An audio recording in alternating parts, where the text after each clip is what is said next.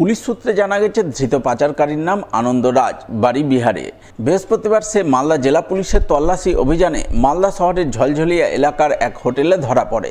ধৃতের হেফাজত থেকে উদ্ধার হয় 1 কেজি 300 গ্রাম ব্রাউন সুগার। প্রাথমিক তদন্তে পুলিশ জানতে পেরেছে, ধৃত বিহারের যুবক মালদার কালিয়াচকের জালালপুর এলাকার এক ব্যক্তির কাছ থেকে মাদক নিয়ে বিহারের উদ্দেশ্যে যাওয়ার ছক ছিল। কিন্তু তার আগে জেলা পুলিশের তল্লাশি অভিযানে এদিন সে ধরা পড়ে। এরপর ধৃতকে পুলিশি হেফাজতে পেশ করা হয় মালদা জেলা আদালতে। রুটিন ম্যাটার থাকে। 15 আগস্টের আগে আমরা বিভিন্ন পাবলিক প্লেসেস আছে ওখানে অ্যান্টি স্যাবোটাজ চেকিং আর সারপ্রাইজ চেকিং এটা আমরা করি।